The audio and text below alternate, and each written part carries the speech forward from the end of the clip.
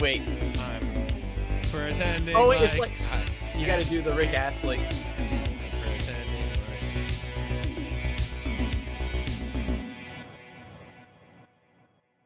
Hello, everyone, and welcome to another episode of Runeterrable Radio.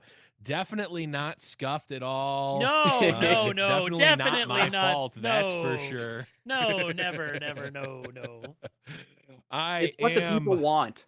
Give the That's people true. what they want. That's true. Tell the people what they have heard seen today. today. Have you? You've heard that too? Cool. I thought I was the only one. Sweet. What, the Azir? Yeah, I didn't know right, because anyone you're else one of had the it. only people who's actually played with or Yeah, against Azir. It's such yeah. an unused champion. I know, right now. it's... Yeah, he's small meme deck. Meme champion is a deck that only Saucy would play, a meme deck to be sure, Azir Aurelia. But yeah. we're jumping the gun a little bit here. I am Blevins, joined, as we've already known, by Saucy.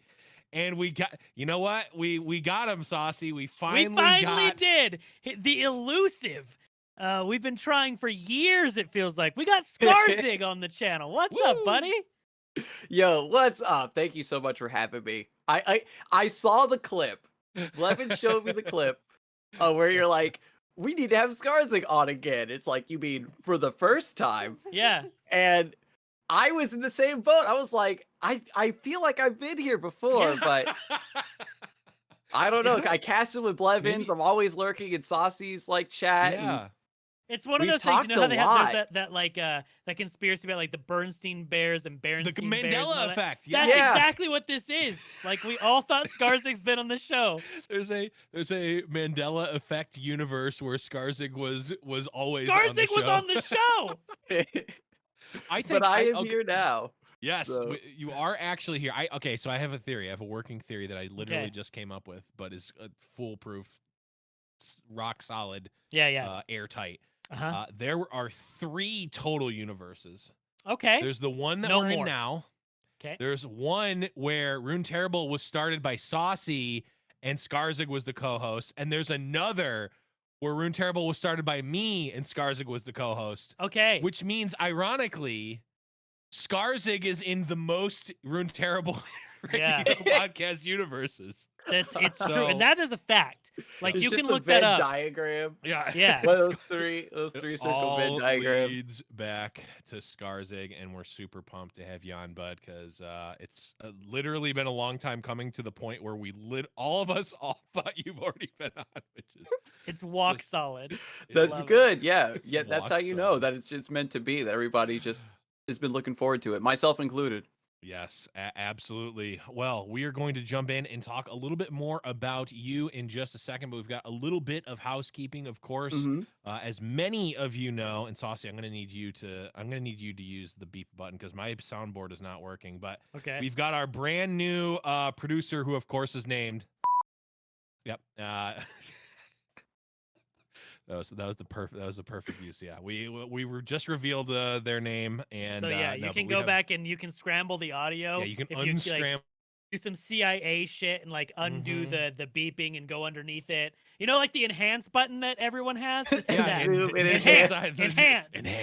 Enhance. Yes, you can enhance that and it will work. But yes, we've got our brand new producer, our brand new Twitch channel, which we're currently streaming to now, twitch.tv/Runeterrable. If you want to catch us live, we're going to be moving to Tuesdays Yes. for the live broadcast. But make sure you're following us on Twitter at Runeterrable to find that out. And we're also on YouTube, streaming live on YouTube, youtube.com/C/Runeterrable Radio, or just search for Runeterrable Radio on YouTube. We're also uploading more content to the YouTube, so definitely make sure you hit the sub button there on the brand new, well, not brand new YouTube, but the revitalized YouTube. New adjacent. New adjacent, yeah, new enough, which is awesome. So, couple other things. So there's actually these next upcoming weekends. There's back-to-back open events that you can check out. There's the Mastering Runeterra podcast event that is coming up. Of course, our sister podcast. They are running another one of their open events next weekend, and the weekend after that is the Runeterra Decks Open, which we talked about with Runeterra decks. So you can check on Twitter Mm. and those respective Discords to jump on into those. I know the community is clamoring for open events that aren't just the seasonal. So we've got back-to-back weeks for those. But enough about other stuff. Let's talk about Scarzig. Yeah, got- that's the thing that matters. Absolutely. So we always like to just start off, Scarzig, give us a little bit of just a background, where you come from in the gaming world, what got you into gaming, that sort of, what's your origin story? So I, very, very small lad, had the NES back in the day, the Super Nintendo. I think a lot of people I have the same story coming up through. And when it comes to just like gaming, it was something that I always just did for fun, after school, nothing like super competitive, nothing too in depth. I got really heavy into Call of Duty 4, COD 4, Modern Warfare. Hell yeah. Was I think the first game that I took very, very, very seriously Mhm. and like tried to get really good at. And then that switched over to Street Fighter 4. Ooh. I have a little bit of fighting game origin, played some fighting games leading up through there. And when it comes to card games, throughout the early days, I was playing a lot of Yu-Gi-Oh! I completely missed the wagon, missed the boat on Magic the Gathering. Yu-Gi-Oh! was my game. And then I got into Duelist when it came Nice. to like Duelist is digital awesome. CCGs. Ironically, there's in this like Vendagram alternate universes we've got going on. There is a version of me that plays Hearthstone most likely, because when Hearthstone Ooh. first came out, it was everybody's like, oh, you got to try this new game. And when I signed up to try to play that, there was some kind of weird error with my Blizzard account or whatever you have to sign up for at the time, because I didn't have a Blizzard account because I hadn't played World of Warcraft. I played Yeah. MapleStory back in the day. So it's like all Same. these weird like adjacent near misses Right. of getting into major games. So I didn't have a Blizzard.net account. There was some kind of bug where I couldn't sign up for one to play Hearthstone at the time. So I just said, okay, never mind. Yeah, not So worth it. when it comes to digital CCGs, I got into Duelist. But actually, now that I'm strolling down memory lane, I want to give a big shout out to Might and Magic Duel of Champions. That was Ooh. a digital card game. Boy, that's a good one. But Duelist again was, I think, the internet's best kept secret when it comes to card games. It was a solid game, and it's actually from the same people who made that new PS5 game Godfall. I'm not going to do their Okay. marketing for them, but they're Yeah. really good people. But it's like, Nice. yeah, this big AAA title, they made an indie CCG a few years ago, but that was the game that like got me into, again, casting, streaming, making content, and it was a blast. I know the developers of Runeterra were actually fans of Duelist. A little bit of that DNA, I think, kind of carries through. Just like a very tempo-oriented game, trying to do some mechanics that are a little bit outside of the box. Yeah. And I got a chance for Duelist to design one of the cards. Really? As a longtime community member, the Feather Knight that Okay. I'm always rocking on like Yeah. on my Twitch channel and stuff is actually one of the units from Duelist. And what's really cool about it is that it has a base form, and then when you achieve an objective, it turns into a bigger secondary form. So that style of card carrying over to the champions in Runeterra, I was all on board. That's awesome. I did not. So I knew that you had come from Duelist, and I've also heard a lot of the same thing. I played a little bit of Duelist. Yeah. I think remember. we talked about Duelist, I don't know, like 10 episodes ago or something. And I think we were talking about Scarzig, assuming he'd been on the show. Like, not even kidding. Because we're like, oh, yeah, I think who that else? actually Because I happened. think Scarzig played Duelist too. And we're like, yeah. Yeah. You know, longtime guest Scarzig, who's been on the show so many times. I feel like there's so many. I mean, Runeterra has so many different people that come in from different places. A lot, obviously, card games, but I feel like everyone who came from Duelist is like, I missed that game. That game was so great. Whereas, like, people who come from Magic are like, Yeah, I've made it through the salt mines and we're done with Let me Magic. talk And about all Hearthstone, the, it's like, you know, I finally grew up enough to play. Nope. Okay, that was Yep, a bad. perfect. Grew up enough to play a wheel game. No, ooh, Yeah. that's Yep. mean. So But you designed some cards for Duelist, which is dope. I heard you also don't you do all the voice lines for Chip in Legends of Runeterra? Isn't that true, Scarzig? That's a true Is my fact. voice that high? But oh my god! But Chip, what a hero! What a little guy! I Snow on made my that. feet, Did you guys have a rain on chance my to see head. that fan art I did? That's what I like. Not to push no, my own stuff too No. hard. well now I gotta The look it up. Star Spring Chip. No, but now Is I'm it on That Twitter? I want that Guardian skin.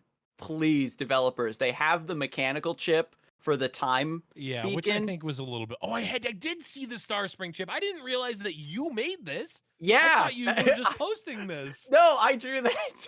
But it always amazes me that people I know, like, it always amazes me that people can actually like real people can actually draw that well. Because I that can't. people like I know, you know all of, like, the talented Right, really you're a people. good gorgeous artist art. too, Saucy, and I remember. Okay, well, I remember you for the Riot Creator Challenge we did last year. Yeah, what I drew fist. You needed to, one of the challenges was to draw a picture, and I did like the dumbest. I did a keg W, and it was a very very bad rendition with an awful MS Paint. And then Saucy is over here with a notebook of like a perfect picture of Fizz, like I don't even remember, like dunking a beer can on Darius or something Yeah. like that. Something amazing, and I'm just like, it always shocks me that real I people know, can like, actually draw like that. you look at Six More Vodka and like all the studios that make the Runeterra artwork, Right. and it's just some shadowy like group of people, and this Right. gorgeous art just falls out of a hole in Yeah. the sky. Yeah, that's how a it works. They studio. A summon it. studio made that. A studio is an entity. It's not made of real people. That's just what I mean. Like it's Fake It's it's a hard to summoning wrap your head circle in around a it. warehouse. It's an art factory. Everyone knows about the art Yeah. factories. You type in what you want and it factories it to you. It factories it out to you. But yeah, so everyone I've ever talked to about Duelist has always had fond things to say, and I remember playing the game and having a lot of fun. I don't actually even remember why I stopped playing. I was probably The development slowed down a little bit, and like it had a couple really bad metas, and it was just one of those things where once the developers basically said, okay, no more updates, we're just leaving the game as is. When you're playing a card game, even though it's still there and it's still fun, when there's not going to be new cards, Yeah, it's tough. there's not going to be any balance patches, it's just kind of like, okay, this is the meta for the rest of time. I Right. will say, however, to Duelist's credit, it didn't get any updates for like, oh my god, 1.5 or 2 years or something like that before the servers Wow. finally shut down. And the meta was still like, it took a bit, but the That's meta dope. was still kind of in flux up until the Wow. very end. It was funny because there was one deck in Duelist called Wizard Brome that was basically like this control, like almost entirely spells, like control burn archetype that would just grind you out. And this archetype was like under construction for like months and months and months. And it finally got figured out like 10 days before the servers. Oh no. Like, Really? it was like this sleeper deck that everybody swore was good, but only like Right. 3 people of the entire player base played it. Mhm. And once it finally got to catch on to like the wider player base and people were like, oh wait, this deck's actually really good, it was like too late. So I always appreciated how under development a lot of stuff in Duelist was. And part of that I think too is because we didn't have like a lot of data on what was actually played or what was winning against what. It was just it was a lot of speculation and just so and so's high rank and they said that this matchup is bad. So Right. Yeah, I mean that's we've talked about that a bunch in like Magic coming from like before yeah. the internet was big, Yeah. and a thing. Like when you just played stuff because some Bobby down at the card shop did really well with this deck, and like and now Yeah. everything gets figured out so fast. I mean, we're seeing the fruits of that in Runeterra now that we have so much data all the time. Right. Which is crazy, and I feel like we bring this up like every 3 or 4 episodes, but I remember Riot Dovagetes it did a post a while ago. I think it was him or maybe it was Ruben. I don't remember. I think it was Dovagetes, but did a post on Reddit a while ago about how like there's like the vicious cycle of like data and the access to data and streamers and all that, and Mm-hmm. like Yeah. how it's like we can see ladder data, so people see the ladder data and they copy that. So then there's more ladder data, so more people see it, and it's more conclusive, so more Mm-hmm. people copy it, and it's like a vicious cycle. And there's like it Mm. it and then you compound streamers as well. Oh, Swim's playing a deck, people see it, they play it, then that gets turned into like so it's kind of crazy. But yeah, it's something Mm-hmm. I um I don't know. It's tough because it's like you can't close Pandora's box. So it's not like Riot can be like, "Yep, we're turning off all the data now." It's like, Exactly. no, Yeah. No more that's not the data. I answer. wonder it's weird because they could jump in and be like, "Hey, here's some more data to counteract what you're seeing." Like they'd have to open up the box even wider to Yeah, counteract the effects. And I feel so bad for like, the people who run Mopalytics and people like Cosmic, who yeah. actually digs really deep into the data and is trying to tell everyone like, no, you have to play this deck. It's actually insane. And it's the Cosmic Monkey's Paw, where Like, he's what- like, you will know all of the data Yeah. and the best deck in the meta, Yes. but no one will believe Yeah. you. What's crazy and what's harder too about Runeterra is like how fast everything changes. Yeah, Like the meta day to shifts day, the meta in this wildly game between changes like completely. 48 hours. And it's Yeah. just like, well, everybody's playing Scarground, so if you're playing Aurelia Azir, you're inting. And it's like, Right. okay. Yeah, well, I think the monkey's paw metaphor is great, but I also like to think Cosmic is just babbling Bjerg like, "There's a Yeti! You've got to believe Everything, me!" no. And everyone's just like, You have to "Oh, believe me. you've got to believe me! Teeth as big as tombstones!" Win rates as big as tombstones. Yep. And everyone's like, no. Cosmic, Uh-uh. producer, please clip this and just Just we send gotta it to tag Cosmic. Cosmic. Win rates He- as big as tombstones. It's so good. He's my homie for real. Oh yeah, I Cosmic like is great. I'm Good keeping people. up with like all this stuff in the discussion on Twitter. Like, a lot of Mhm. top level players are always talking about like, this deck's not that bad. We talk about it on my stream all the time. Mhm. And it's just a really fascinating thing where some decks Mhm. are bad, and if enough players think the deck is good, then it means the deck is good, because Right. once a deck gets to a certain level of popularity, you have Mhm. to start accounting for it when you're building your decks, right? And Right. so because it's affecting the meta game, it's like, does that mean the deck is good? Yeah. I don't know, but it's just Right. it's a weird thought puzzle, I suppose. Mhm. I'm about to Malphite smash this conversation because we're getting way too serious I was and way gonna say too we're in depth. jumping the gun. I don't care about anything in the game. I want to know more about Scarzig. I brought my friend Scarzig here to learn more about him so I can stalk him better in the future. And I want to know. I want to know Scarzig. So you're getting into Runeterra. This is a game you're interested in. You're like, Yeah. I like card games. It looks like it could be okay. What were you first expecting when you were getting into Runeterra for the first time? Ooh, let me see. So I played Runeterra, and I got to play during when they did that like alpha weekend where Yeah. the game was Mhm. available for like 3 or 4 days. Yep. I only got to play for like a day and a half of that Okay. time. I had a very short stint with the game to Mhm. like play, and I was like, oh, this is kind of cool. I like the early days of Runeterra. It's been a long time. A lot of people maybe forget, but when Mhm. the game first came out, the art, the polish on the effects and the client is just, it's so, we're used to it now, but when Runeterra dropped, oh Unrivaled. my god, it Yeah. was Mhm.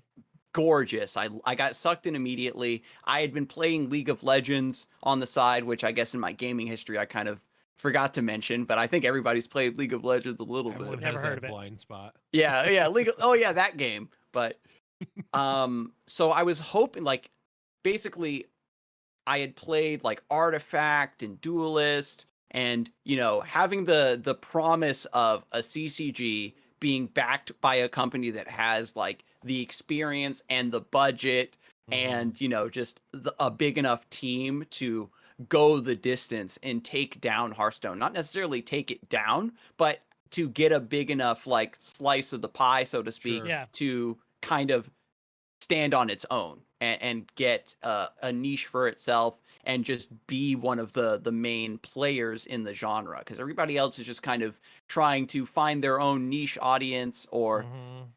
it's kind of like, I guess like when MMOs were coming out back in the day, everything was supposed to be the WoW killer, but Yeah. that's Right. not how you want to go about it. You don't want to Mhm. kill the other games. You just want to be strong enough to have your own foundations. And I knew that Riot had a really good chance of accomplishing that. And, Mhm. after trying to break into the streaming scenes and the casting scenes for a few other games, like I knew that Runeterra was going to be able to cultivate that environment for people like me and people like us to Mhm. flourish.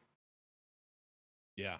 I mean, similar stories for both myself and And Saucy too, right? yeah, and I mean, not even to mention like, just like the fun aspect. And I talk about how like Right. my design for Scarzig, like a champion where like the core idea of Runeterra is building your deck around a thing that transforms, Mm. is something I love in card games, where you want to set up like this long-term goal to Mhm. like synergize your deck around and get a big payoff, is just what I like to do in card Right. games.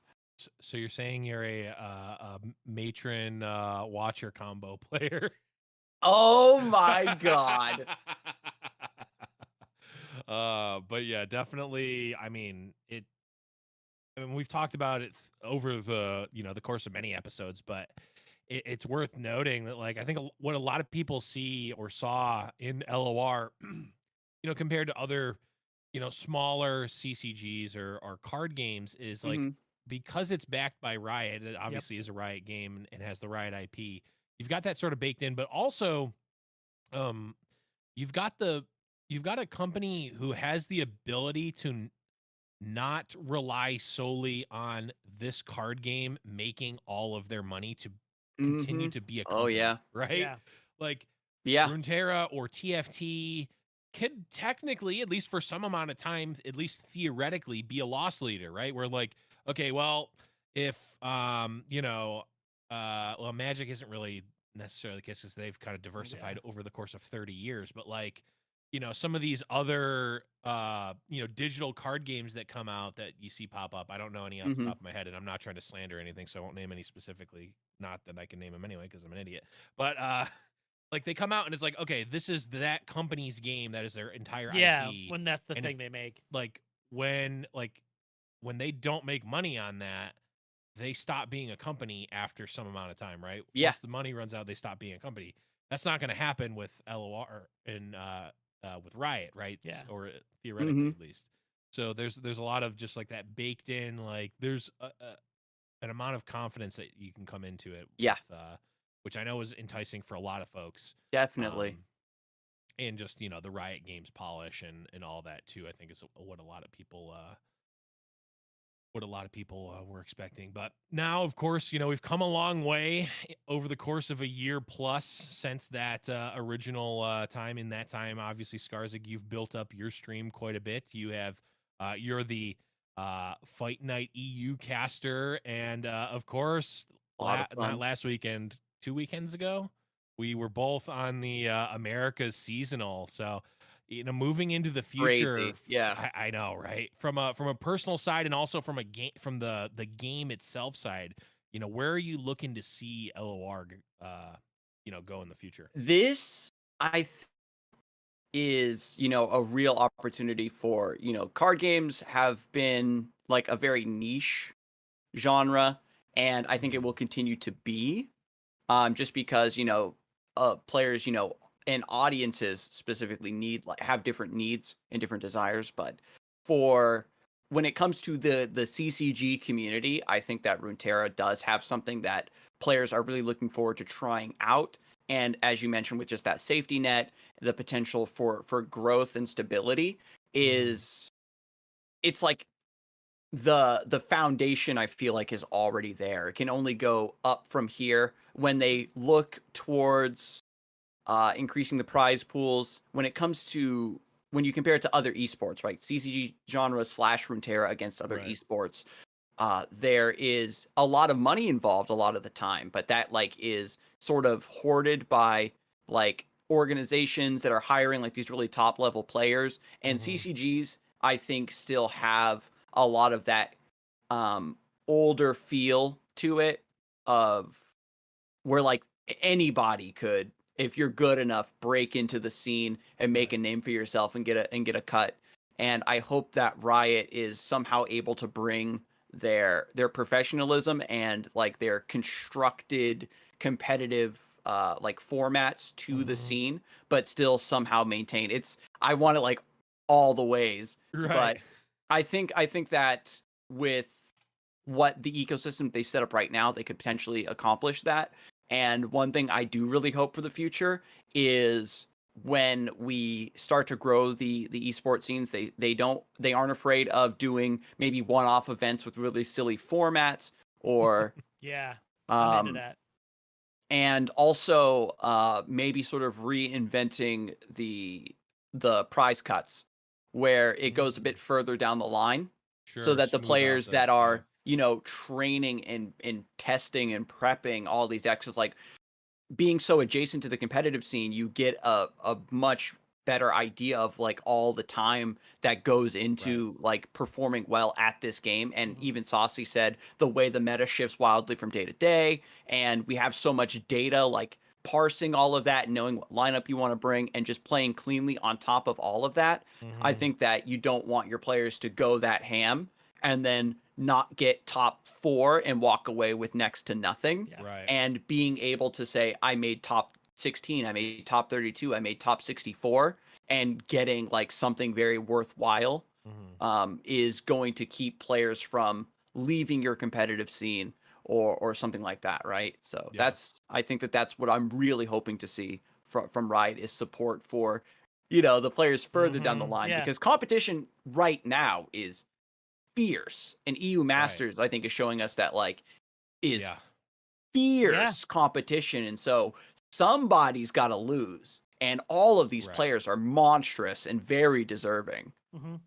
Yeah, no, and especially now that we're getting more things with worlds being announced and Mhm. Mhm. getting more players interested in it. Like you said, the competition, it's like the grade of competition is only getting higher and more intense. Mhm. And that's one thing when when people are talking about like, oh, the metas or like the game seems more serious now. People are playing these try hard decks. I'm like, well, now there's actually reasons to like Yeah. your Right. finish on ladder matters a lot more. Yeah. So like you said, just bringing in the grade of player to the game, Mhm. it's just continually getting higher, which is really cool to see. One thing we don't need to go on a whole tangent about it, but Let's do it. one thing I want to I would love to see Riot do, because there's one thing that's missing from Mhm. the card game ecosystem that is in Magic, it's in any paper TCG that's not in Runeterra, is the secondary market. And I think there's a lot of Mm. bad things that come with that, potentially, and there's a lot of good things that Runeterra there's a lot of good to be had from not having that for Runeterra. Like, decks are very cheap. Mhm. But when you think about it, like a Grand Prix, a Magic Grand Prix, for instance, which is like a big event usually held in a convention center. It's an official event from, Wizards of the Coast, or at least it was. I don't know what they're called anymore, Magic Fest or something stupid. But it's put in part from Wizards of the Coast, the game creator, but it's also put on in partnership with the event company, local and national vendors, Mhm. and all these other companies that are part of this ecosystem. Where, like, Channel Fireball will, buy a spot in the event to help fuel the event and to help add to that environment, because they're going to make $100,000 a weekend. I don't know what the actual numbers are. I'm just pulling something off out of my ass, but they're gonna make their money. They're gonna make a lot of Yeah. money that weekend, because there's a reason, and there's that sort of, fuel for the economy. And like, as much as I want a Grand Prix style event from Riot, like in person, like there's so much of that is gone and is not there. Yeah. Like, you can have, like, I mean, you could have a Razer booth, or Mhm. Nvidia booth or whatever, but it's not even it's not even close to the same, right? It's like Yeah. you know, it's like, okay, there's these endemic brands, but like they're not endemic to Magic, they're endemic to gaming, and there's a big difference. You know, a Razer booth or something, any like, you know, any of those peripherals or anything, any endemic brand to gaming is not making the same sort of money that a Star City Games is making Yeah. at a weekend at a Grand When you're Prix, selling right? specific products for the For the game itself. tournament, for the Yeah. game itself in the tournament, and like there's some of that missing, and I think there's at the very least, I want to see, and this is probably an unpopular or maybe controversial opinion. Well, maybe not. I don't want to. I don't want the game to cost more from the play side, but I want there to be more ways for me to spend money in the game, if that makes sense. Like, give me more Yeah. cosmetics, give me something to fuel that, Yeah. and to give people more ways to spend money. Not that they have to spend money, right? I don't want you to have to buy more cards, but something there so that like it's less of just a marketing expense, right? Hmm. Because when everything everything competitive is strictly a marketing or advertising spend, it starts to get less appealing to do more of, right? Unless like, where's the return, right? Where's the actual return? So Okay, yeah, more cosmetics. I mean, like even like when prismatics came out, everybody was like kind of skeptical, but everybody loves it. Getting the prismatic cards, blinging out your deck, yeah. they can just go further with that, and even just like prismatics in the traditional sense, where the cards have a little bit of motion added into them or Mhm. extra particle effects. Champion skins, I think, are in the pipeline. Yeah. So What if we had or alternate all art. so Yeah. in this theoretical Riot Legends of Runeterra Grand Prix we're gonna have? What if Mhm. 6 more vodka is there? And you could get artist signatures on your digital On your cards. And like Oh! there's like a code that they just import to your I account. mean, they Umbridge do is that sitting in there on Dota. his laptop, like Yeah. username, you have it. That'd be fucking cool. They do that Okay. on they do that in like CS:GO and in Dota. You can like get Yeah. autographs on your skins. I for want it! Yeah, that would on be your guns. sick to have like really specific like primo cosmetics. And we I got a want little bit of that too altered with Renekton art. the fist bump card Yeah. back. That is true. I wonder, and it's like because of the way it's like all server side, like cosmetics, you might be able to do it a little bit. There'd be shenanigans with, you know, champion level ups where Renekton, one of the guys he kills, is like, you know, Is has you? a It's like, Yeah. I know, right? You can Or- pay to get your own face put That'd in. be sick. I'd pay way too much. Get Like- rendered in like it would be like the world champion, which are like the way they do for Riot, like for the Yeah. world championships for League of Legends. Right. And then like the players get to choose like their favorite champ and they make a skin for Yeah. like their team Right. aesthetic. Well- and so like the world champion, they just model his face onto the guy that Renekton slices That'd be in sweet. I half. mean, like Star City Games does tokens for the people Right. who win and stuff like that. Mm-hmm. Like that's Yeah, cool, so but that like there's a lot of different ways they could do that. And you even brought up Dota, where Right. there's like a cosmetic that you buy and it goes into a pool for the prize pool. that's Yeah. another And thing too. that plays into what I want to, like more prize money that goes further Mhm. down the line, and it lets the entire player base come together and Yeah. foot a little bit of that bill.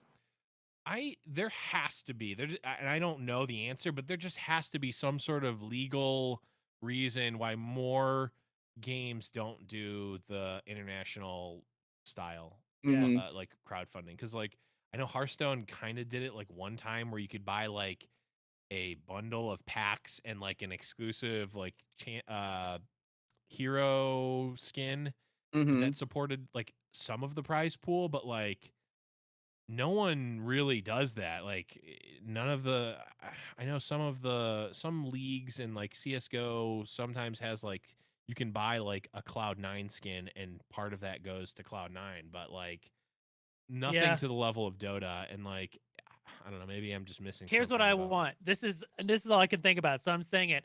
I want this. This is the thing I'm paying money for. Mhm. Teemo hits the Nexus, and the puff caps are my face. I want it to be like my icon, the little like Teemo face icon I have. Yeah. I want that to be the puff caps. That's all I want. This one? Yeah, the one that's on that pillow right there. Umbridge! I know you're listening. Make this in the game. Oh wait, no, he's on vacation. I was gonna say he's had a kid. Well, he's on paternity leave right now. Yeah. I think. So maybe He's still listening. He listens to he's my friend. Put my face in the game. Anyways. When I asked him if he listens, he goes, "Oh yeah, definitely, That man. podcast? Yeah, Belvins. Yeah, no, Oh definitely. no! Yeah. But he likes Scarzig though, so he'll listen to this one. That's true. We just. But speaking of things with Scarzig and liking Scarzig, I wanna go into this because I saw your answers. We don't normally tell our guests about like the questions we're gonna ask ahead of time, but for some reason we did this time. No, so I saw your answers. Fancy, that's why.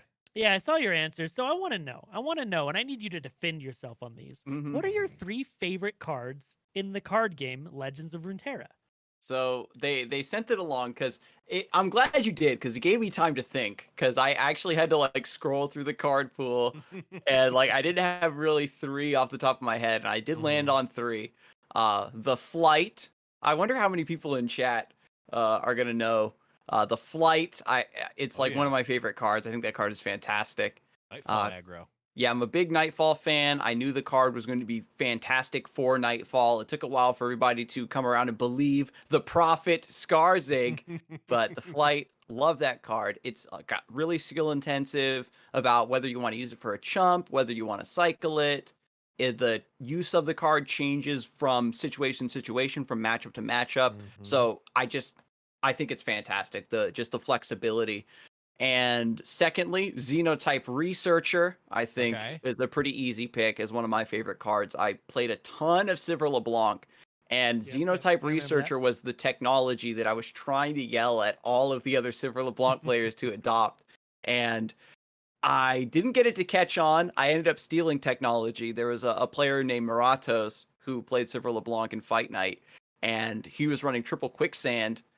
And oh my god, that card is insane in Sivir LeBlanc. But Xenotype Researcher, it's one of those cards that's so strong, but because its power level is tied to like really nebulous mathematics, I think, with what's the odds of it buffing something that's useful, what's the odds of even drawing it and seeing the card, that it's a card that you have to play it and have it save you in order for you to like it. It's not a card that you look at and say, this is auto-include good, I'm going to put in my deck. And so it has that special spot where the card itself kind of chooses you.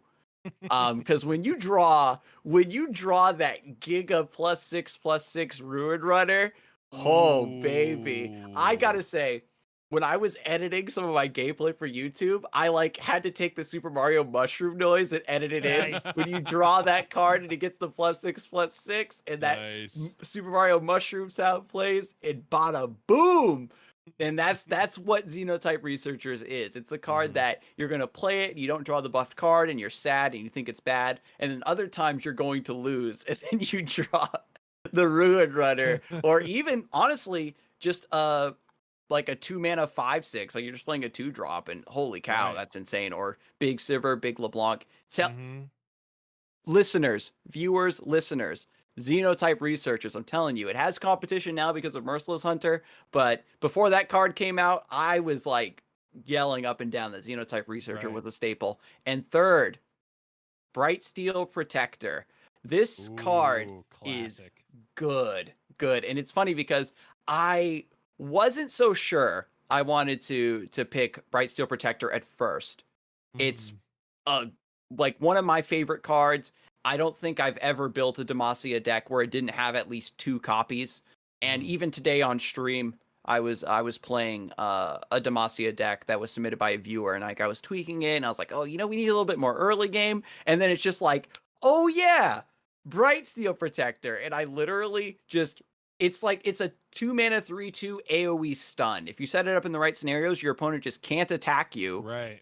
It's free real estate. It's free tempo. Like, you just shut your opponent down. It's literally Malphite's win condition in a 2-drop, and it's a 3/2. You just stop your opponent from attacking you. Yeah, I mean, it's the classic, right? Like it's so good, so efficient. It does so much. It feels like it's the type of card that like it doesn't feel broken at 2 mana, but it feels like it should be a 3 mana card, right? Like It's 2.5 mana for sure. Yeah, yeah, yeah. If they 2.5 ever mana make it, card. if they ever make it a 2/2, I wouldn't be surprised. But even at its worst, it's an emergency fearsome blocker. Yeah. True. And so it beat out a lot of like really cool cards, I think, for my top 3 favorites. But in terms of like what I like and what I enjoy, if I had to pick 3, those are it. But when you go further down the line, there's tons. Yeah. I just like how Xenotype Researcher is not a super popular card because all of the players on ladder they want their buffs now. I want them now. I don't want to wait. Like, I was playing. It's like I was playing some. Maybe I can get your. Maybe I can get your help refining this one. I was playing some. This is a totally real deck. You play Zillion. He's a card. If you guys haven't seen Zillion, he just got added to the game. I know no one's ever came against him. With Monastery of Harana to play Zillion a whole bunch of times for time bombs, but I had Xenotype Researchers, and you just play Xenotype Researchers like 50 times. Okay. And then you never draw the unit. You never draw it, but something in your deck has like plus 85. Feels great. love it. Okay, so I love that you're thinking along those lines because one, I played against the a Zillion Go Hard variant where Yeah. they did Zillion right of calling to kill their own Zillion and draw another one, and then Yeah. they did it again. So they played 3 Zillions back to back to back to have 12 time bombs to just burn me down. And 2, I was playing a Zillion Twisted Fate Bone Skewer deck that was thinking Fun. along the same lines to send Zillion back into the top of your deck and Xenotype Researchers back into the top of your Yeah. deck to repeat those buffs. So Monastery of Harana, Ooh. Monastery of Shurima, Harana. It's honestly, infinite value. You get to play Nopify, you get to play Deny, and that's the cards in Ionia. So let's talk about we got your favorite cards. Those make sense. Those are all good cards. Those are all cards that have been in the game. I think a lot of people are going to agree with you on this list. What about your top 3 least favorite cards?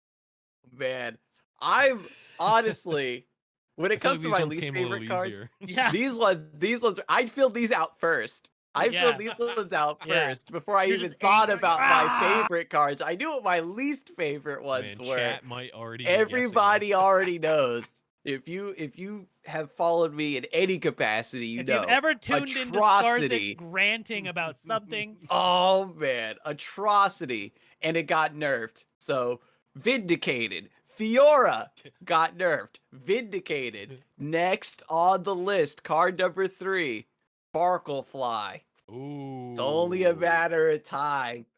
The Scarzig nerf profits coming for the Sparklefly next. So explain my explain boy. the sparkle, because we can all atrocity. Everyone hates the card. Fiora, everyone, even people who play Fiora know that they hate Fiora. Sparklefly though, that one's I see people either love or hate this card, even though it doesn't always see a lot of play. But I want to hear your specific reasonings. Mhm. I'm a Riot employee in charge of balance. Tell me why this needs nerfed. So Sparklefly, when it is buffed, the fact that you have lifesteal and elusive is damage that's putting your opponent on a clock potentially, and also healing you away from their damage. Elusives being things that you can't block means that the only way to deal with them is either have removal or try to race it down. Playing against Targon, being able to reliably remove Sparklefly against Bastion or Pale Cascade or Sunblessed Vigor, to do so efficiently is very difficult to do already. So you're thinking about down, and then they have other healing on top of that. Sparklefly is sort of like, it exists in a point where it's a lot of factors coming together, but I personally really respect the power level, the potential power level of healing coupled with damage. Like even like the drain on Doom Beast makes me a little bit wary, or Neverglade Collector, right? And a lot of players, I think, sort of misevaluate how powerful effects like that are, where you're simultaneously damaging your opponent and healing yourself. It seems like the worst case nightmare scenario where Sparklefly gets giga buffed with Mentor of the Stones and everything goes just right, and then you die to it. Yeah. Sparklefly is always one buff away from being game losing. Hmm. Yep. I just think. I And mean, it doesn't have Death Touch, but Vampire Nighthawk. Yeah, I mean, seriously though. everyone knows. Well, actually, probably only boomers know about the Vampire Nighthawk and That used how to be a devastating game that card working was. card. It's true. If I thought about it like a little bit more and like scrolled through, I'd probably be like, oh, you know what? I should have said this one on the podcast. I'm gonna be kicking myself in a few days. Like I said Sparklefly, but I hate this one more. And that card's going to change. I think that slot 3 is open. It's a flex slot for Mm-hmm. my hate list, but Fiora and Atrocity are cards that just should be remade to do something completely different. Do you think that Sparklefly being in Targon is one of the biggest problems with it? That's an interesting question.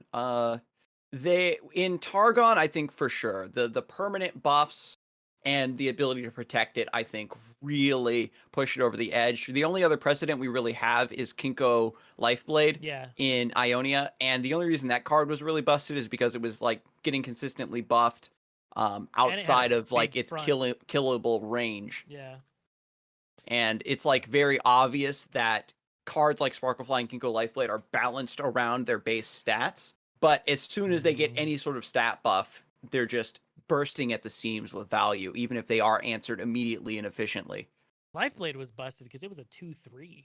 Had a huge ass.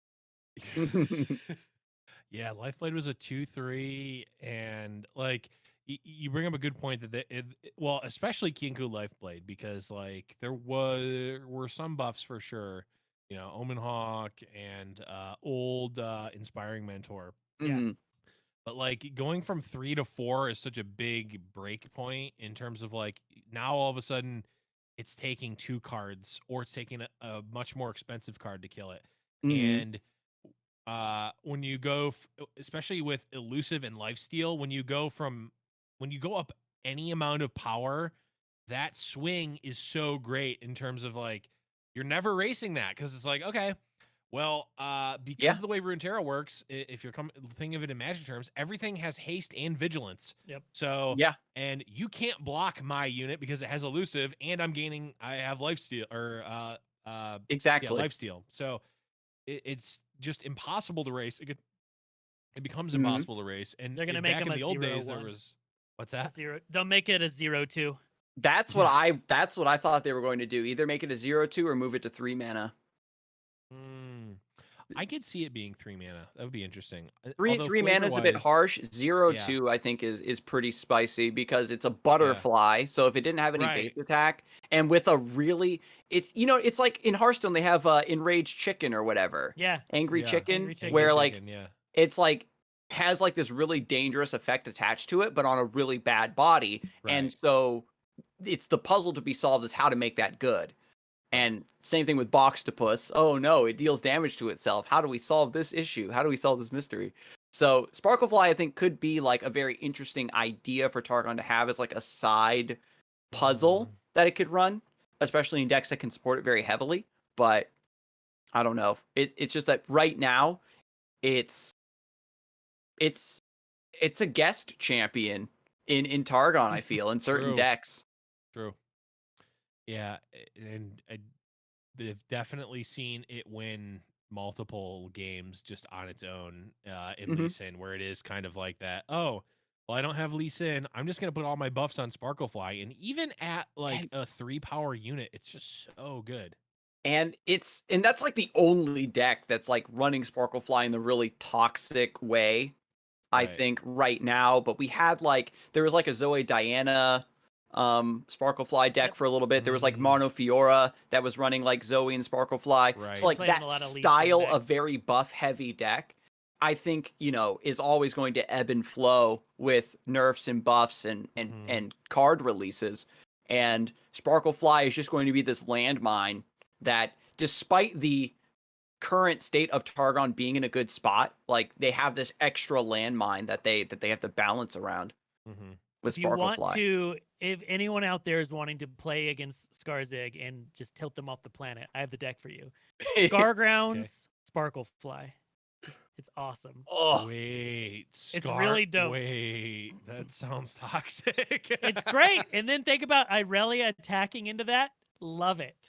oh, Please attack baby. into my I play. tough It's Sparkle that Fly. Yu-Gi-Oh! Like, I Yeah. play 2 mana Radiant Guardian. It's Yeah. like, oh no. Yep. Done. Nailed it. How could you put that card in your deck?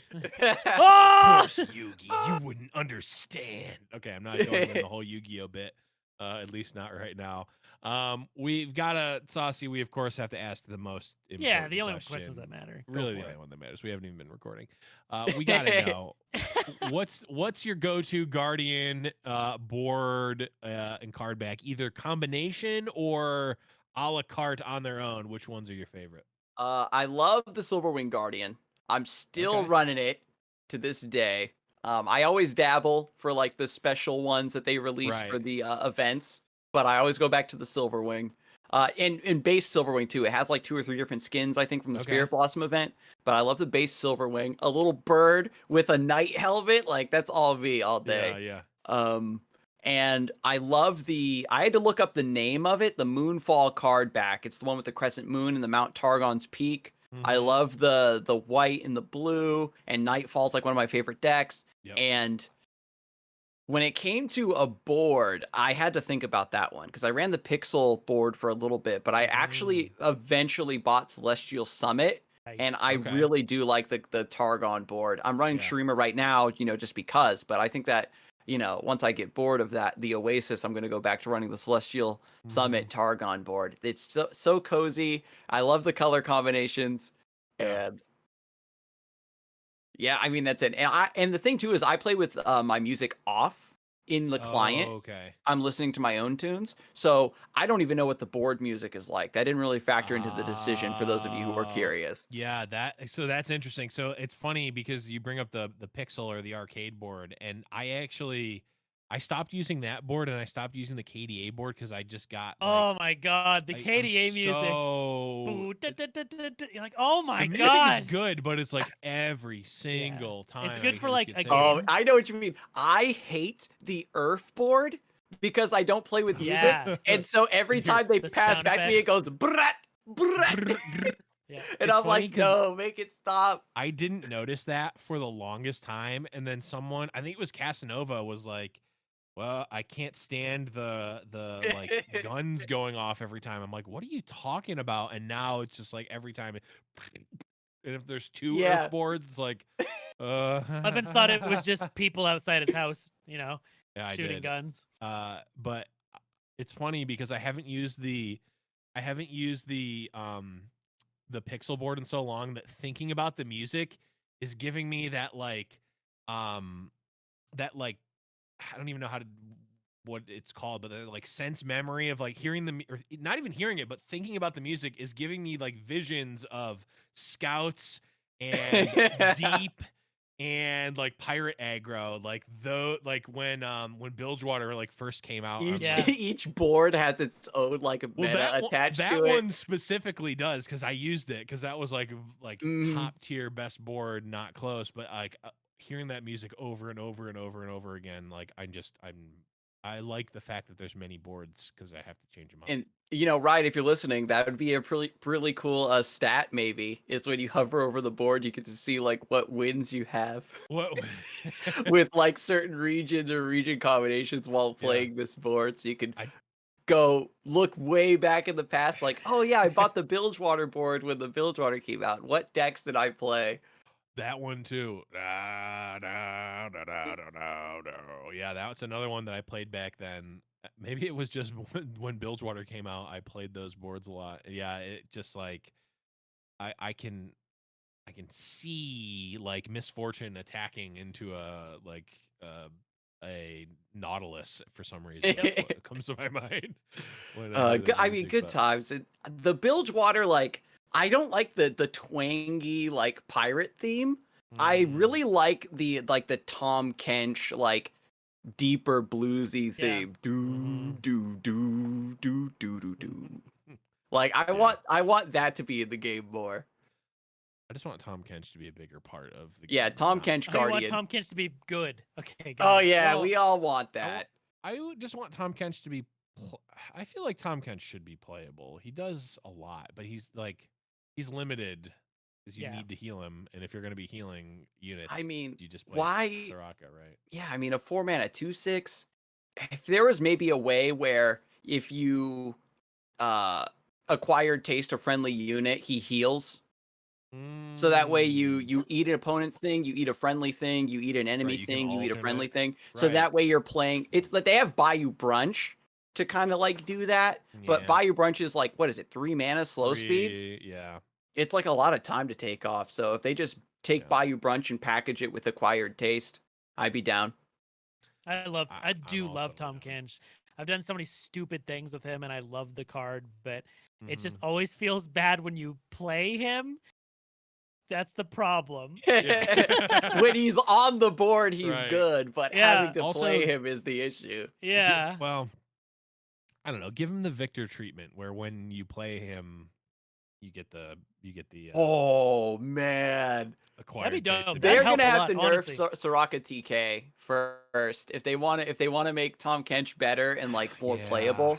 Yeah. They're gonna have to, and they'll probably have to do some sort of like ultra specific like Dragon Chow type card for Tom Kench. I've got the idea. Here it is. I'm Ooh. such where a like good game if he designer. eats it, he gets like perma stats and you draw Now, a card. hear or me out. I something. got you. They Mhm. just buffed the hell out of Tom Kench. Make him a monster, but have the clause, this cannot be played with Soraka. Easy! If you play it with Soraka, it obliterates your deck. Easy. Yeah. Well, you have you just have acquired taste say it says the same exact thing, but it also says obliterate all allied Sorakas. Yeah. Yeah. Love it. Yeah. Well, He destroys a we'll- friendly landmark when he comes into play. That way, no Star Spring for you. Well, maybe we'll see. But maybe we'll have to have another episode sometime with the speculating on how to make Tom Kench better podcast. It'll be its own Yes. podcast, but we do have a couple more things that we Bayou wanted to Brunch is talk a good about. name for a podcast, though. But anyway, It is. Patent pending. We wanted to talk a little bit about a couple things. The main thing is the meta after week 1. yeah, We've obviously seen the rise and maybe fall of some decks, but there's 3 in particular I wanted to talk about. The first one, I mean, let's just talk about the elephant in the room. Azir Aurelia really kind of came out of the gates very quickly in terms of win rate, play rate, all that. It's everywhere on the ladder. If you've played even a little bit, you've definitely seen it. I just want to get your thoughts on, what do you think about the deck, Scarzig? Do you like that it's in the meta? Do you like that it's so powerful? What are your overall thoughts on it? So when it comes to Aurelia Azir, I do want to make it clear that I think the deck is overpowered. It's when I was first talking about it, oh my god, there's no way this deck is. It's one of those things where it's like there's no way where your gut and your soul tells you there's no way this deck is balanced, right? And it has that day 1 plot armor.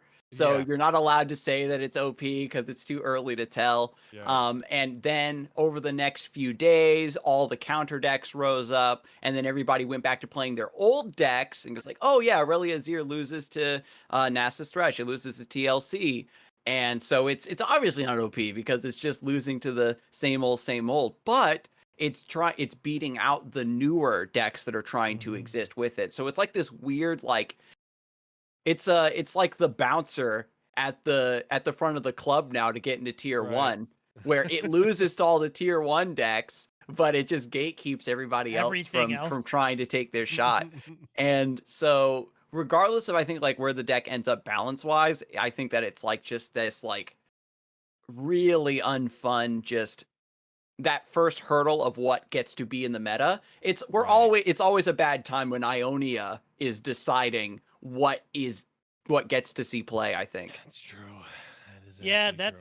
that's one of the. So there's a lot of things about this deck that make it kind of a perfect storm of Mhm. issues.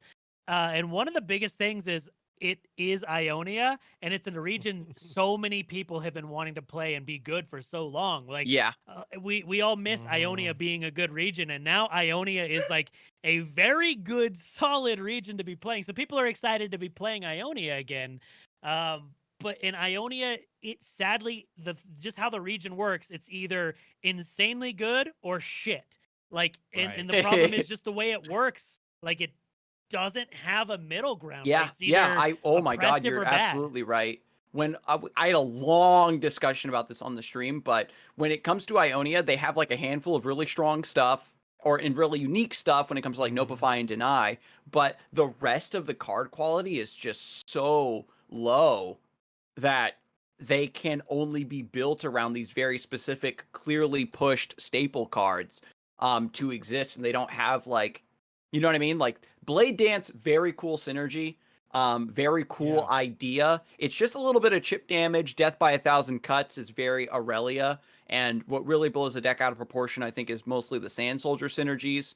Like hyper leveling Azir, the blades getting their attack boosted by leveled up Azir and inspiring Marshall. If you're just chump blocking 1/1s all game, then if you're developing enough meat onto the board to tank that, then you're good. But when they're 3/1s, 2/1s, and 3/1s, it becomes a lot harder to efficiently survive. Yeah.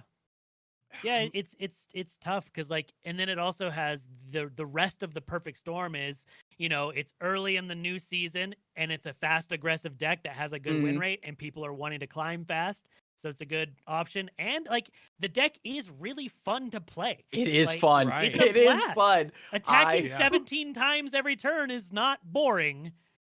It is fun. Yeah. I played the deck just so I wasn't that guy that was complaining about getting beat up by it. I wanted to make sure I got both sides of the equation, and that deck is fun. Aurelia is fun. She's really cool. Like, I love the champion design. She's just, whoo, is it good? Like, you just win games out of nowhere. The thing, so I played a deck that I found from What Am I, and I don't know to what extent they played this, but it was on their when I searched their recent deck on the master ladder. This is what popped up, so I had to steal it. It was a essentially it was a mono Ionia deck, except there were I think 6 Freljord cards. Those cards were 3 Omen Hawks and 3 They Who Endure. And otherwise, it was like an aggressive Ionia deck, and it was sweet. I love that. And Oh, it was no. it was by no means broken. No. It just felt sweet, and it was like, all right. But my point is that Syncopation? right, exactly. Syncopation, like Syncopation is a sweet card. Aurelia is a sweet card. The Blade Dance cards themselves, that whole package is sweet. Having the student, I forget what it's Sparring called. student? Sparring student. 1 mana 12/12. Right. Be a real threat is cool because it really, outside of like some meme decks, has never been an actual real card. That's all cool. It's just that all of that with the Azir package, which has already been proven, is already strong. Yeah. And like it's cheap. It synergizes so well, and it does so much. Like it just, that deck makes Homecoming look strong too. Homecoming is a card. And yeah, like that. I love that house too. I call it the stepping on the beach, like just the big Tims. I have to make that meme edit. Is Homecoming with Tims? I got to do that. So don't let me forget about that. Coming to a Twitter account near you. Hot memes. But and then lead and follow is just when you try to interact with the deck, it's just sidestepping your answers and then doing stuff to further their own win condition. Yeah. Like, I think that's the thing that makes the deck so good and so frustrating to play against is like, they have Notify, Deny, Syncopation, various recalls. Yeah, the deck wins in a way that pisses you off. Yeah. When you move Aurelia around like 6 times in a turn, you're like, I just want to hate you with vengeance. Stop! It's so cool though. Like I feel like the Ionia and even specifically the Aurelia package of cards on its own is not a problem. In fact, I think No. it's a really cool It's way really to cool. play Ionia. I played the Aurelia. Somebody had submitted the deck. It was Zanea with Destiny's Call. And Nice. then it's just the Blade Ionia package to just shore Oh, up the the 8 early man. mid game. And That's that's a cool amazing. deck. And like the That's blades are amazing. just like, I dealt the 1 damage to you. Yeah. Yeah. Like, Yeah. Well, you know, it's like they feel perfectly fine like that, where it's just a little right. bit of chip that's Yeah. setting you up for like this bursty finisher. Right. Well, remember last week, Saucy, when we were talking about was the 4-mana 3/3 Blade Dance 2, was that good enough for the deck? And it's actually just Yeah. like insano. It's Like, brilliant. oh, it's so good. It, the problem is not Aurelia or it's the fact the in combination with Azir. And I don't Yeah. know how to solve that type of problem because it's it's not Yeah. it's not necessarily Twisted Fate that's broken. It's well, okay, that's not a good example because Twisted Fate's Twisted Fate was kind of champion broken. spell. Yeah. Twisted Fate was broken, but it was the champion spell that really made it broken. That was part of it. Like Mind Meld might not be broken. It's Mind Meld plus Yeah. all the cheap draw spells in P and Z. How do you Mhm. nerf that interaction? You have to, I guess, nerf either both parts or one part or something. It's tough It's to a do. lot. Yeah, that's the problem right there. It's like Yeah. it's a deck that's strong, but in a way that if you nerf it, you're maybe inadvertently hurting other archetypes you don't want to. Right. Like Azir is very clearly meant to be able to level up very easily for Sundisk purposes. Yeah. So if you Right. make Azir like, oh, you have to summon 15 units to level up Azir, then suddenly like Sundisk decks are really struggling to hit that milestone. And then I think it showcases a lot of like individual cards that are just a little bit out of line, like Dune Keeper and Emperor's Dais. I think that what's going to end up happening is that level 2 Azir like maybe doesn't buff himself anymore, or maybe he only buffs sand soldiers. Or okay, so here, now that I'm kind of talking about it, do you remember when they made the change that they moved the region symbols to the top right of the cards, Yes. so you can see the regions while they're in your hand? And one of the developers said that we're making this change now because we have some future designs that are going to be using this, where you're going to need to tell what region your card is from at a Right. glance. And so I wonder if they're going to maybe establish the groundwork to open up a change where Azir only buffs Shuriman cards because he's their emperor, right? So it would be That maybe could a be bit more in interesting. flavor, or he only buffs Well- sand soldiers, because we just talked about how the blades getting buffed is kind of the big issue. And you know how it is. I think I can safely say that even though it's only been a few days, we've all literally sat across from Emperor's Dais, Azir, Inspiring Marshal, and Yeah. those soldiers and those blades are big Yeah. blades. Well, it's interesting you bring that up because I actually just listened to the most recent episode of the Twin Sons podcast where they had Riot G Major, the lead set or block designer, I guess, for the Shurima expansions on.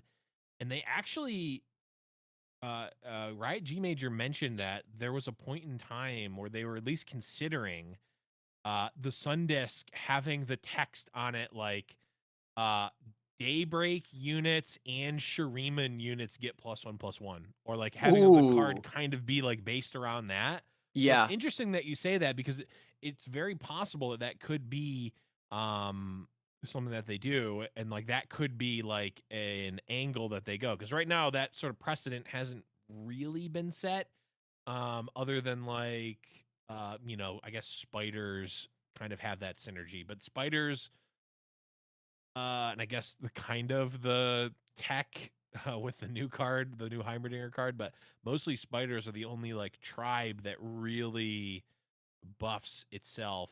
I'm trying Yeah. to think. Yeah, like Elnux obviously has a little bit, and Mhm. Poros too. But yeah, So yeah, taking that synergy and tying it to region again, like Right. tying like card procs to region, has a little bit of precedent with allegiance. sure. But when it comes to like things that are in play or in your hand, you're asking a little bit more of your players to know what cards are part of what. So like, it'll be a little bit rough for newer players to be like, oh, I forget what region this guy's a part of. But I think the Runeterra, developers and the artists have done a really good job of having cards. Like when you look at a card, it's very easy to tell what region it's from. Right. And also, like, at some point, you have to expect the players to open their fucking eyes, right?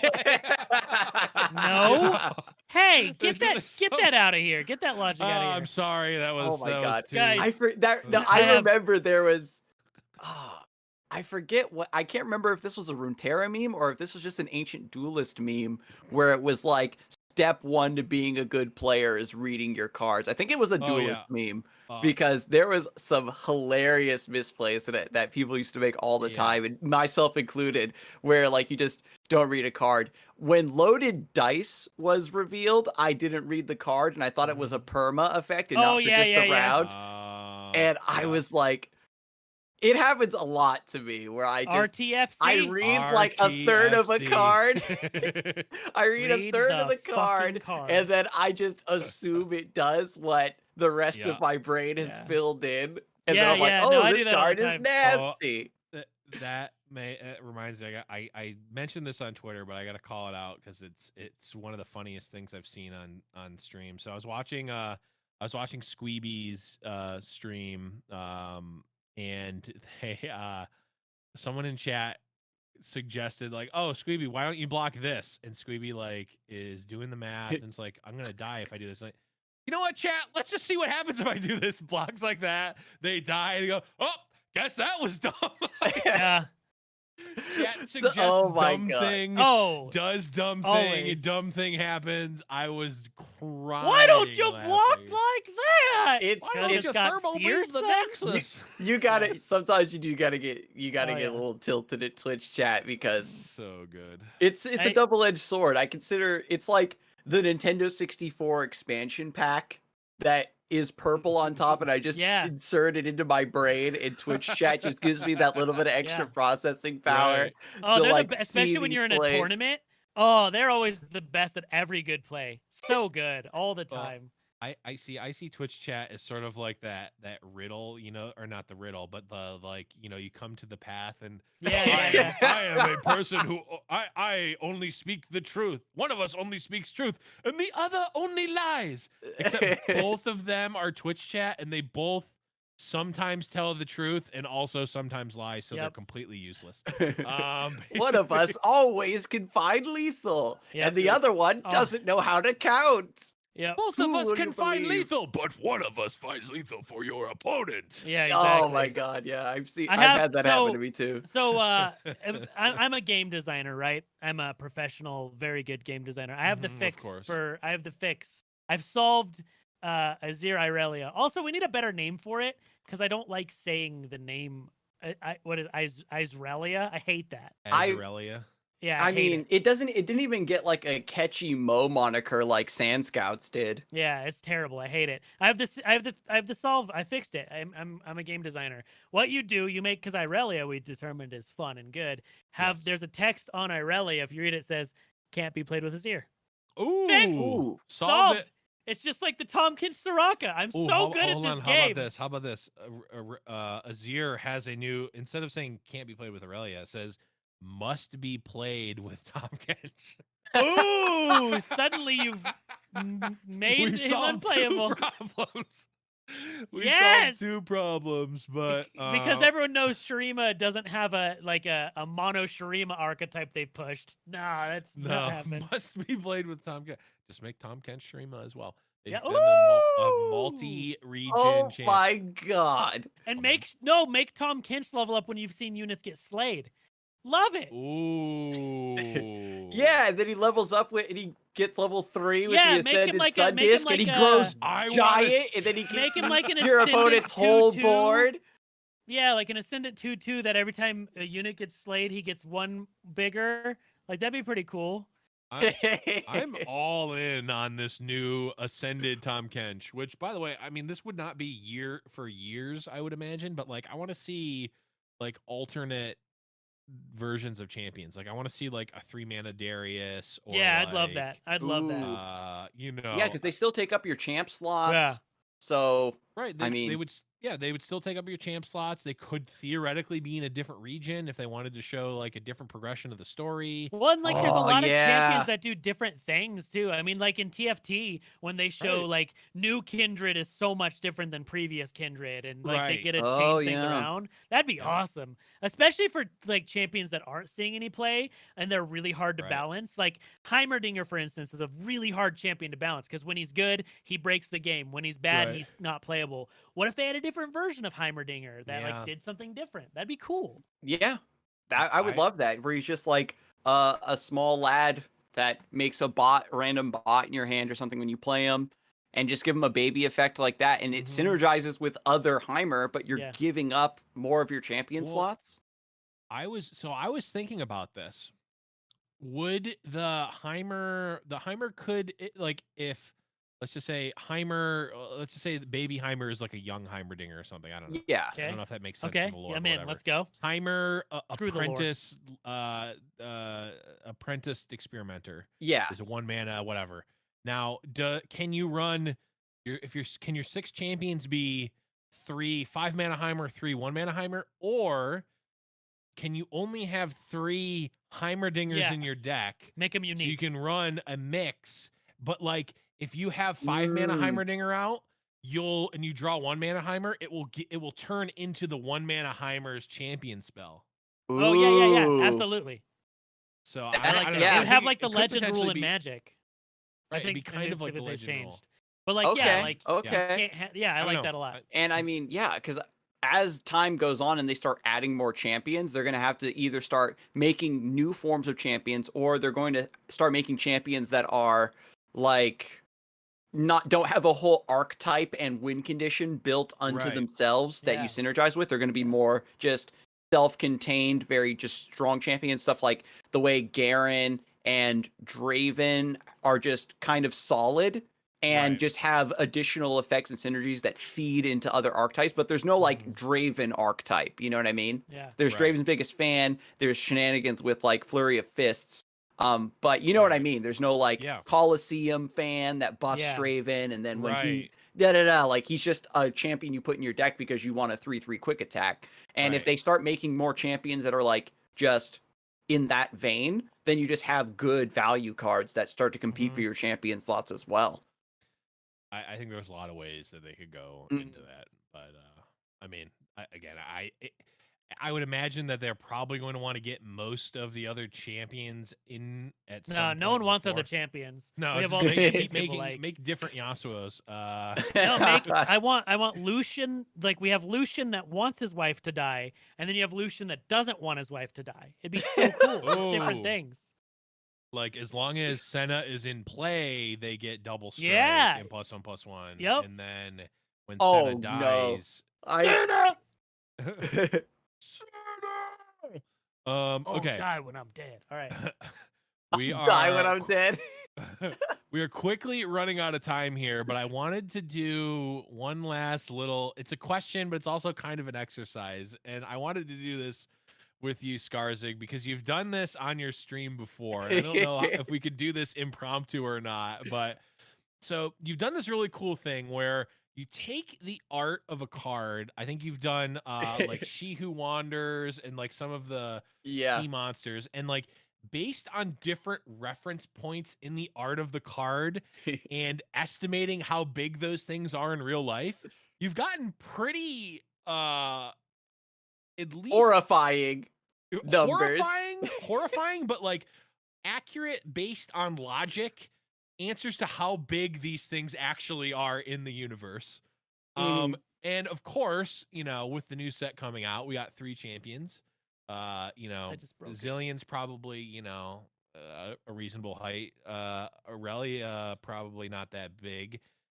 But Malphite though is pretty Ooh. large. So I ask you the question, how big is Malphite?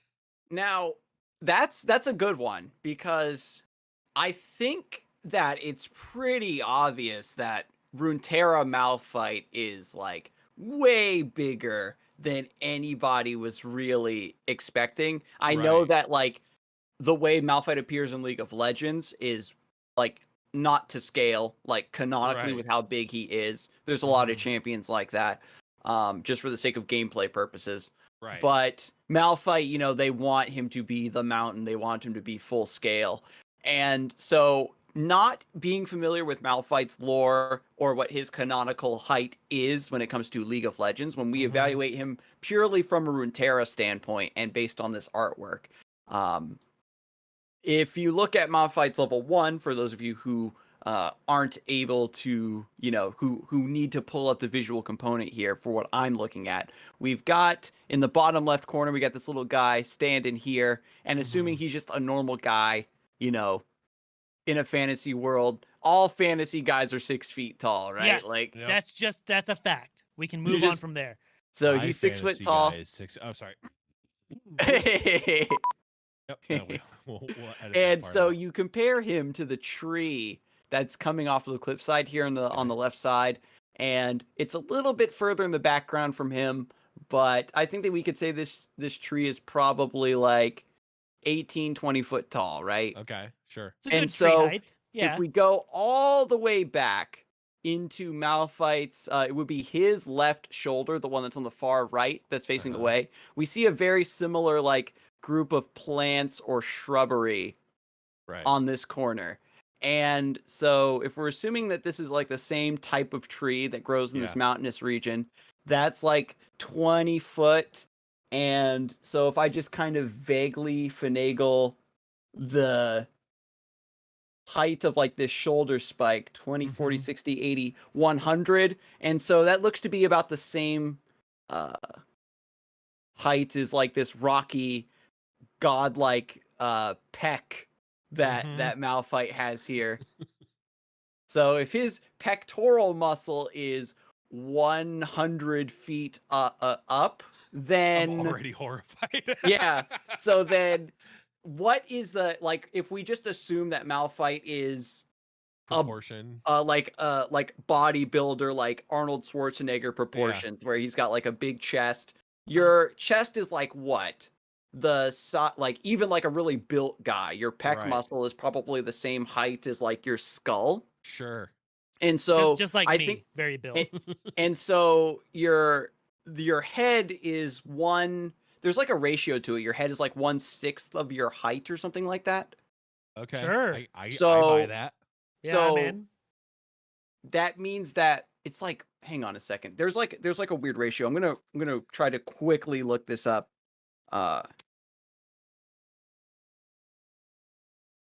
And I That's think so this is one of those weird like ratios things Yeah, where yeah. it applies across like all mammals or something like that because of like the Yeah. way your spinal column works. Anyway, Mhm. says that your ratio is 1 to 8. So Malphite is actually only about 1,000 feet tall. That doesn't Only? seem right. Actually, no, that's not right because Malphite's head isn't at the top of his body. It's like in the middle. If you pull up Oh, Malphite's level right. 2, he Right. has Yeah. like this other like mountain ridge Right. that comes off of his back and extends his height further.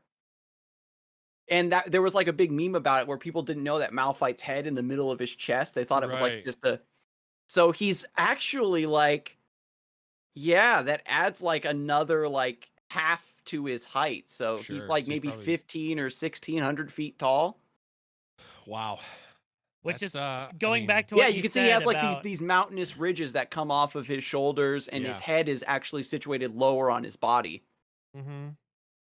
it's funny because like you said, going back to the League of Legend version of Malphite, and like in the original like Malphite lore, he was 36 feet tall. Yeah. Well, I think that's updated. A little different. Unless those are And really, really, really tiny people and they're standing next to broccoli. Yeah, they're like borrowers. I know that's really what we want from Riot is we need the size comparison from like a concept artist of Malphite standing next to She Who I Wanders. love those things where it's like I always like I always like looking at those for like animals and like also like I think I saw an old like Marvel encyclopedia that had like largest entities in Marvel and it was like Galactus, and then it had like I don't know, all these other like Mhm. Marvel beings and like how big they were compared to each other. I don't know why that was always interesting to me, but I Rocket want to see that Raccoon. for yeah. Oh, our producer's asking the important question. Saucy, you might be able to do this conversion. How many Teemos high is Malphite? 12. 12 Teemos has been we confirmed. need hopefully we'll get some extra artwork or some future landmarks and stuff. I'm gonna buy time Mhm. while Saucy's doing math right now. But We're where voting. like Chip, we saw the concept art, I think from that same Right. account you're talking about, Blevins, where Mhm. Chip is about the size of a largest dog. Okay. He's like small and cute, but because he's a rock, he's like He's about the pretty size, I big. think, of like a Great Dane. Oh, okay. So he's a pretty big boy. But Yeah. we don't have any art of like actual scale of Chip and Malphite in the Mhm. same artwork. So maybe if that appears on a card somewhere in the future, then that could be kind of cool. We have like I think he's some about 360 Teemos. See, Teemo's about 2'8". You know, okay. not a bad height for a Yordle. That's so funny. Oh, And the Fizz funny is taller than him. Fizz is 3 feet tall. What a tall boy. wow, this is like a Damn. tall That's- Yordle. He's Ugh, on the that's- Yordle That's basketball tall team. enough that the trident can actually kind of get you in the face. That's Yeah. So Yeah. you can't do the thing where you just keep him at arm's length and Yeah. he's windmilling. Right. Like he actually could, and he could jump up and that's terrifying. Also, he can summon a giant shark to bite you too. But, Oh yeah, that too. Anyway, anyway, I had to ask. We had to do this exercise because I don't know. That's just It's a one of the lot of more fun. It's a lot so of fun. for me to watch you do it. Not for me to do it because I love your process of doing that. So I'm glad we got to do that live on the podcast. But Scarzig, this is the end of our apparently first episode together. Though the Mandela Who woulda effect may be guessed? the Mandela effect may be arguing with that, but thank you so much, Scarzig, for coming on. Really appreciate it. The time now is yours. Sell out, shout out, do what you will. The floor is yours. Thank you so much for having me on the show, Runeterrable Radio. I think, when I was telling my chat about coming over here to do the show, I think that this is the first Runeterra podcast, I think. So, good job, That is just true. coming right out of the That's true. gate and providing that content. But when it comes to me, you can find me on YouTube/C/Scarzig, of course, for some gameplay and some other analysis like you've heard today. You can find me at twitch.tv/Scarzig, where we're doing the same thing. Just a lot of discussion, a lot of silly deck builds, and trying to figure out the height of things. If you catch word that Riot wants to know who your favorite tournament caster is, let them know about me. It really helps a lot, just word of mouth. And so, yeah, I hope that you will see more of me, not just on podcasts, but, hopefully on the seasonal desk going forward.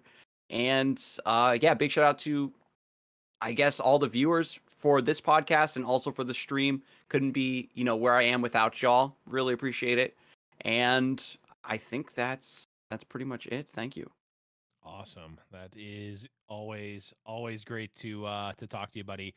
Saucy, where can people find you on the internet when you are not here? Oh boy, you can find me everywhere. My website's saucymailman.com or saucy.live. And I do stuff at various times. I'm trying to figure out my life right now, so I don't know. I'll be live at some point.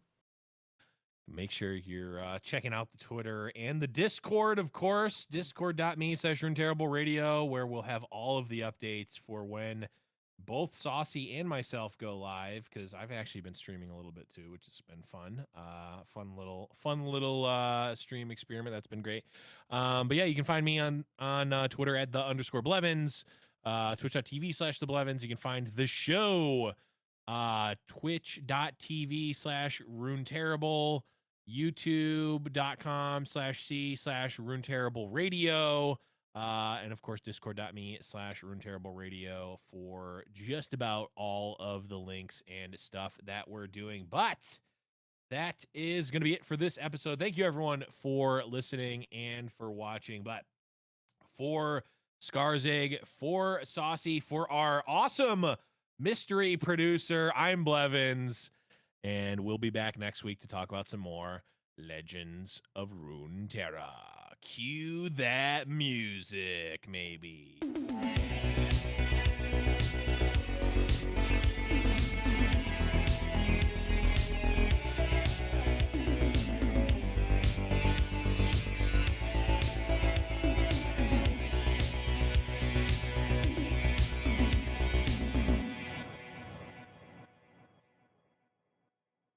That's how I dance. That's how I dance. G. GG. Are you streaming, Saucy? Yep, I'm about to go live Okay. right now. I'm Okay. just gonna do it. Ship it. I'm just gonna do it. You do it. Okay. We can raid Saucy. Oh my god, my button's broken. Okay, so I was gonna say, I forgot to unmute, but thank you so much for having me on. You No, can thank see you. she's getting feral here. She wants to go outside. All right, come on, let's go potty. No problem. Awesome. All right, so Well, thanks for stopping by, man, and you have a good one. yeah, thank you. Peace out. Yeah, I'm coming. I'm Bye, coming. doggy. Good stuff. You're good stuff. Oh, I'm already live, dog. Hell yeah. Raiders. Sweet. Oh shit, we had some peeps. Nice. Bye, chat. Bye, chat.